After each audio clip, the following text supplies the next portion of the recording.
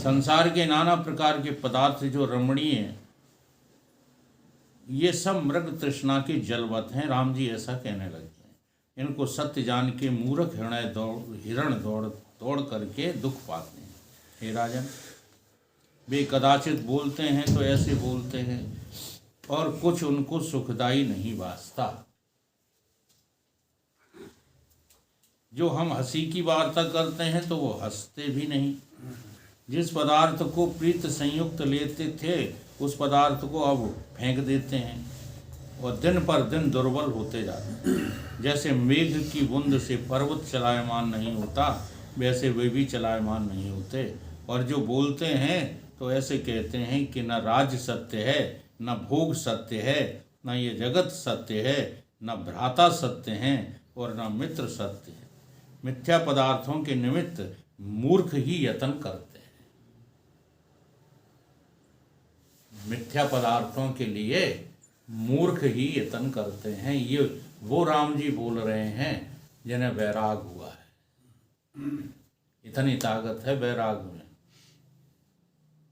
और हम वैराग को स्वीकार नहीं कर रहे। वैराग स्वीकार नहीं है। अब चर्चा का विषय आता है तो फिर कहना पड़ते है। लग रहा है अब आगे परिणाम कुछ भी हो। बाबू सिंह जी हम सबसे ज्यादा बड़े वैरागी हैं,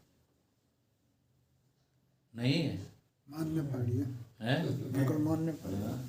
आज 3 महीने हो गए, कोई घर से कोई लगाव नहीं। घर से जानकारी भी नहीं थी। हम कहाँ है, चिंतित है घर वाले कि दिल्ली में है कि मरे गए, क्या कहाँ चले गए।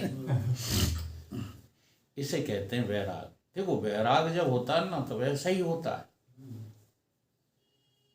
इसके बाद जो ज्ञान होगा, हाँ, वो सच्चा ज्ञान होगा। अभी तो ये ज्ञानी फानी बने फिरते, ज्ञानी फानी और थोड़े।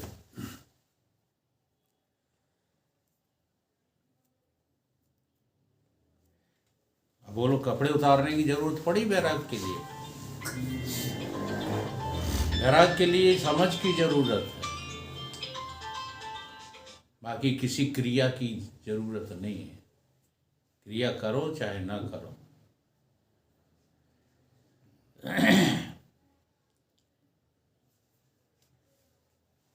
कहते हैं कोई सत्य नहीं, मिथ्या पदार्थों के निमित्त मूर्ख ही यत्न करते हैं। जिनको सब सत्य और सुखदायक जानते हैं, वे बंधन के ही तो कारण हैं। जो कोई राजा अथवा पंडित इनके पास जाता है तो उनको देख कर कहते हैं कि ये सब पशु है। राजाओं को और पंडितों को क्या कह देते हैं? ये सब पशु। आशा रूपी फांसी में जो है बंधे हुए, ये सब पशुवत सब व्यवहार करो, नहीं सोचो किसके जाए हो। बारियां रखाते खेतों को जब खुद ही मुंह फैलाए हो, तब फिर कैसे रक्षा होगी खेती और खलियान की। पशुवत हो। एक महात्मा प्रवचन कर रहे थे और प्रवचन में कह रहे थे, अच्छे महात्मा थे। अच्छा, यहाँ एक जो महात्मा आए थे उनका जिक्र महाराज जी भी करते रहते हैं। क्या नाम था उनका? अनंग देव। अनंग देव नहीं, अनंत देव। अनंत देव गिर जी महाराज। महाराज जी भी चर्चा कर रहे थे कि अच्छे संत हैं वो। युग पुरुष की चर्चा कर रहे थे।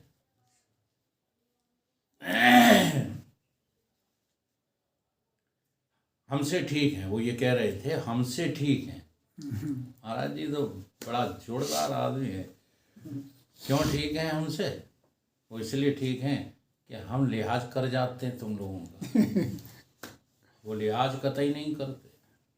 अगर उनकी बात को तुमने पालन नहीं किया तो वो तुम्हारी रोटी तक खाना मंजूर नहीं करते। ऐसे हैं असंग देव जी महाराज।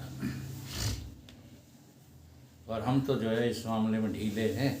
हाँ, चाहे कुछ खिलाते पिलाते रहो, हम सब खाते पीते रहते, मानो चाहे ना मानो।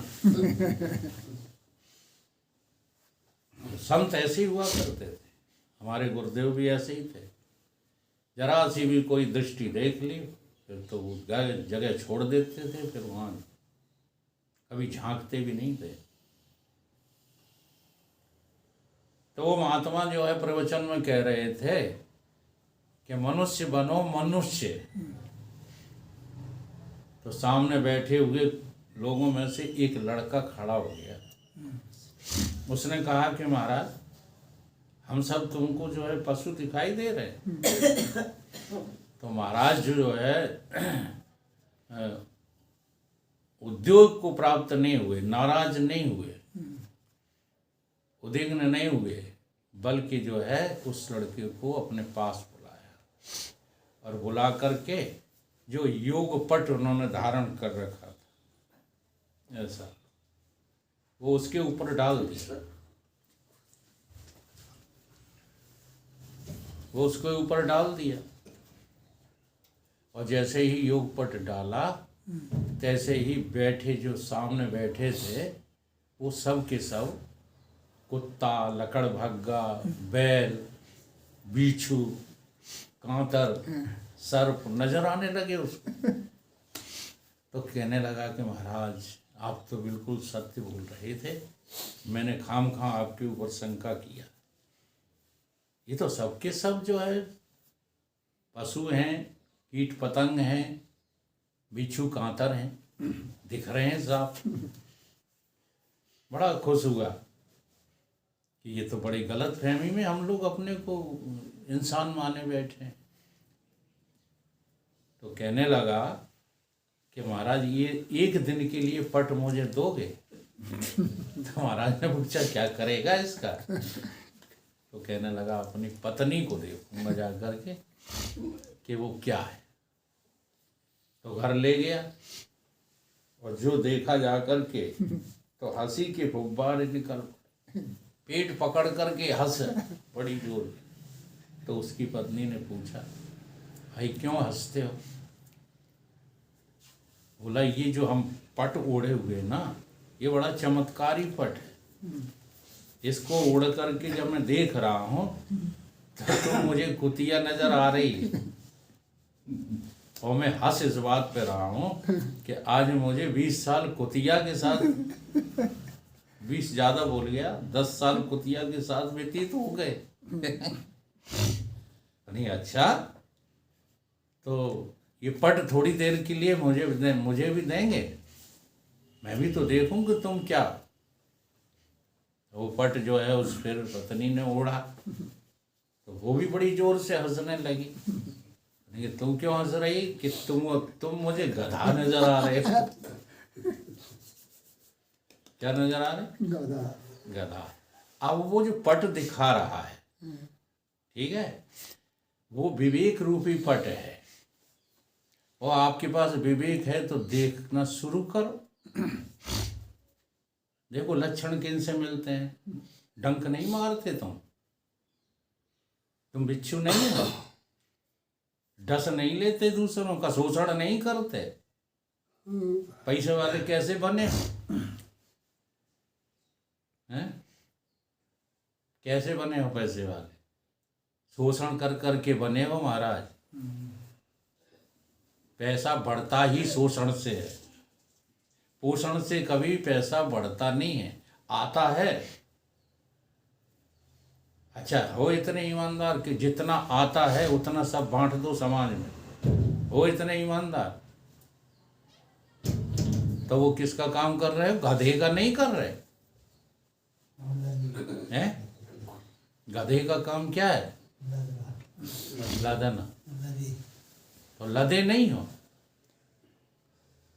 केवल धन से ही नहीं लदे, जाने किन किन जो है जिम्मेदारियों से लदे पड़े। जो तुम्हारी नहीं है जिम्मेदारी वो भी अपनी माने बैठे हो। जिम्मेदारी जिम्मेदारी, कर्तव्य समझ में नहीं आ रहा कि क्या कर्तव्य है। विचार सागर जो है 6-6 बार पढ़ लिया और उस विचार सागर में लिखा है क्या लिखा है? अज्ञानी का चिन्ह है जो माने जग में कर्तव्य। ये दोहा पढ़ा है कि नहीं विचार सागर में? हूँ कर रहे हो? पढ़ा है, फिर इसका पालन क्यों नहीं कर रहे? अज्ञानी का चिन्ह है जो माने कर्तव्य, और ज्ञानी सोई सुघर नर जाय नहीं भौतव्य। यानी कौन है? जिसको ये संसार कर्तव्य नहीं दिखता, वो ज्ञानी है। क्या है मेरा यहाँ कर्तव्य? तो ये सब लक्षण पशु के, बिच्छू के, कांतर के चिपकना किसका काम?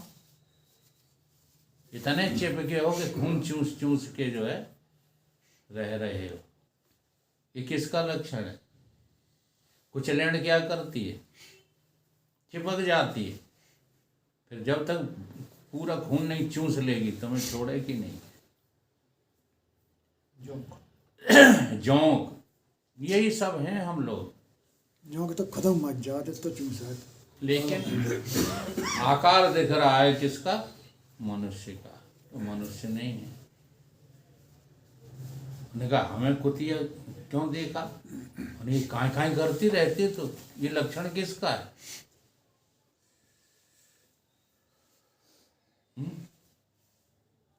हर घर की ये कहानी है, हर घर की ये कहानी है कि जब तक शरीर में सामर्थ्य रहती है तब तक तो बैल बनने लगे रहते हैं, घोड़ा घोड़ी बनने लगे रहते हैं, और जब शरीर में सामर्थ्य नहीं रहती नहीं कुत्ता कुतिया बन जाते हैं। कहाँ है, कहाँ है, कहाँ है? कछु ना कछु। आज जो है प्रॉब्लम सबसे बड़ी यही है, जिसे जो है कार्यों से निवृत्त होना चाहिए। सेवा निवृत्त कै साल में कर देते हैं? हाँ, तो कितने के हो गए? बोलो।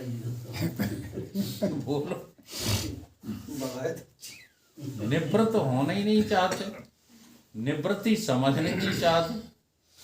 तो यही राम जी कह रहे हैं कि यही सब दुख का जो है हेतु है, और इस दुख को तुमने भार बना करके अपने ऊपर रख लिया है। इसलिए राजा हो, चाहे पंडित हो, चाहे पुजारी हो, तुम हो को पशु, पशु के अलावा और कुछ भी नहीं। अब देखो राम का वाक्य है ये, युग वशिष्ठ ग्रंथ में ऐसा कथन, और ये वशिष्ठ जी महाराज का रचा हुआ जो है ग्रंथ है। अगर इन बातों पर तुम्हें नहीं है विश्वास तो लगे रहो संसार में घोड़ों की तरह, बैलों की तरह, वरना अब कुछ नहीं है। खाना पीना और खाने पीने नहाने धोने के बाद केवल सत्संग, केवल चर्चा, केवल पठन पाठन, इसके अलावा तुम्हारा कोई कर्तव्य नहीं। परंतु नई बात समझ में आती, क्या करते रहते हो विजयपाल जी? विजयपाल का तो नाम ले दिया और सभी भाई कैटेगरी।